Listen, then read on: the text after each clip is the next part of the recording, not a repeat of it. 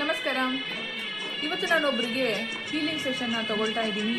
ಇವರ ಮುಖ್ಯ ಸಮಸ್ಯೆ ಏನಪ್ಪ ಅಂತಂದರೆ, ಅವರು ಮಲ್ಕೊಂಡಿರಬೇಕಾದ್ರೆ ಹೆಡೆಯ ರೀತಿಯಲ್ಲಿ ಈ ಥರ ಕೈ ಹೆಟ್ಟಿ ತಲೆಯ ಮೇಲೆ ಇಟ್ಕೊಂಡು ಬುಸ್ ಬುಸ್ ಅಂತೇಳಿ ಸೌಂಡ್ ಮಾಡ್ತಾರೆ. ನಾವು ನಾರ್ಮಲಾಗಿ ಉಸಿರಾಟಕ್ರಿಯೆಯನ್ನು ಮಾಡ್ತೀವಲ್ಲ, ಆದರೆ ಇವರು ಬುಸ್ ಬುಸ್ ಅಂತೇಳಿ ಸೌಂಡ್ ಮಾಡಿಕೊಂಡೇ ಮಲ್ಕೊತಾರಂತೆ. ಇದ್ರ ಜೊತೆಯಲ್ಲಿ ಹಾವಿಗೆ ಹೇಗೆ ಪೊರೆ ಬಿಟ್ಕೊಳ್ಳುತ್ತಲ್ಲ ಹಾಗೆ ಕುತ್ತಿಗೆಯ ಭಾಗ, ಕೈ ಭಾಗ ಎಲ್ಲ ಪೊರೆ ಬಿಟ್ಕೊಳ್ತಾ ಇದೆಯಂತೆ. ಇದಕ್ಕೆ ಮೂಲ ಕಾರಣ ಏನಪ್ಪ ತಿಳ್ಕೋಬೇಕು ಅಂತೇಳಿ ಈ ಒಂದು ಸೆಷನ್ನ ತಗೊಳ್ತಾ ಇದ್ದಾರೆ. ಈ ಸೆಷನ್ ಮುಖಾಂತರವಾಗಿ ಇನ್ನೂ ಏನಾದ್ರೂ ವಿಷಯಗಳು ಕಂಡು ಬರಬಹುದಾ ಅಂತೇಳಿ ನೋಡೋಣ.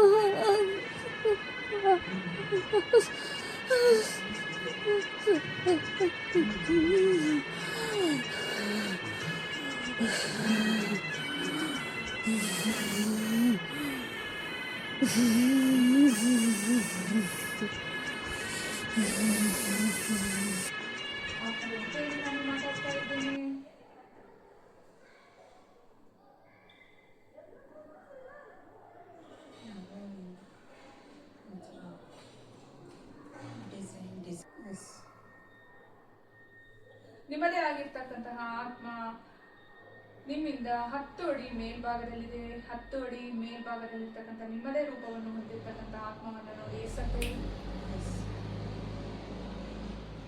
10 ಅಡಿ ಮೇಲ್ಭಾಗ ಬಂದಿದೆಯಾ? ನಮಸ್ಕಾರ. ಇವರ ಸಮಸ್ಯೆ ವಿಚಿತ್ರವಾಗಿರ್ತಕ್ಕಂಥ ಸಮಸ್ಯೆ ಆಗಿದೆ.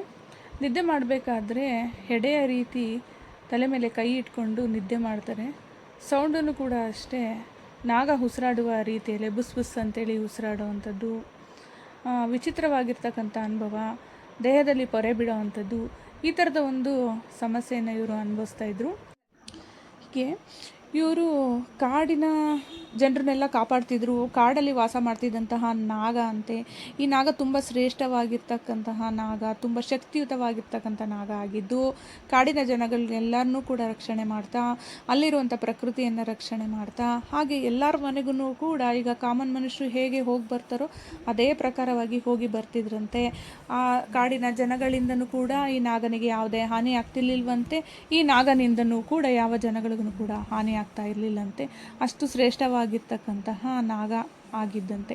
ಆ ಒಂದು ಶ್ರೇಷ್ಠ ನಾಗ ಆಗಿದ್ದಂತಹ ಒಂದು ಮೆಮೊರೀಸು, ಆ ಒಂದು ವರ್ತನೆ, ಅದೆಲ್ಲದನ್ನು ಕೂಡ ಈ ಜನ್ಮದಲ್ಲಿ ಕ್ಯಾರಿ ಮಾಡಿಕೊಂಡು ಬಂದಿರೋ ಅಂಥದ್ದು.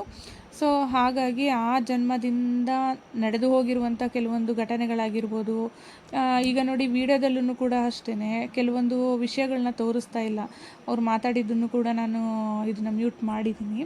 ಕೆಲವೊಂದೆಲ್ಲ ಹೇಳೋದಕ್ಕೆ ಆಗೋದಿಲ್ಲ. ಸೊ ಹಾಗಾಗಿ ಮತ್ತು ಇವರ ಮಗಳಿಗೆ ನಾವು ಹೇಳಿದ್ವಿ ಯಾವ ಥರ ಫಾಲೋ ಮಾಡಬೇಕು ಹೇಗೆ ಅಂತೇಳಿ. ಸಾಮಾನ್ಯವಾಗಿ ನಾಗಗಳು ಶಾಂತಿ ಆಗೋದಿಲ್ಲ, ತುಂಬ ಸಮಯ ಹಿಡಿಯುತ್ತೆ. ಅದಕ್ಕೋಸ್ಕರನೇ ಈಗ ನಾನೊಂದು ಅರಿಶಿನ ಸಂಜೀವಿನಿ ಅಂತೇಳಿ ರೆಡಿ ಮಾಡಿಕೊಡ್ತೀನಿ. ಇವರು ಕುಕ್ಕೆ ಸುಬ್ರಹ್ಮಣ್ಯ ಸ್ವಾಮಿ ದೇವಸ್ಥಾನಕ್ಕೆ ಹೋಗಿ ಕೆಲವೊಂದು ಪ್ರೊಸೀಜರ್ ಇದೆ, ಅದನ್ನು ಮುಗಿಸ್ಕೊಂಡು ಬಂದಿದ್ದ ಆದಮೇಲೆ ನೆಕ್ಸ್ಟ್ ಇನ್ನೂ 1-2 ಸೆಷನ್ ಬೇಕಾಗುತ್ತೆ ಇವರಿಗೆ. ಜೊತೆಯಲ್ಲಿ ತುಂಬ ಸ್ಟ್ರಾಂಗ್ ಇದೆ ಈ ನಾಗ. 1-2 ಸೆಷನ್ಗೆ ಅದು ಕ್ಲಿಯರ್ ಆಗೋ ಅಂಥದ್ದಲ್ಲ.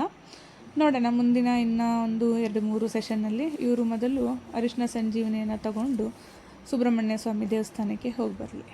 ನಮಸ್ಕಾರ.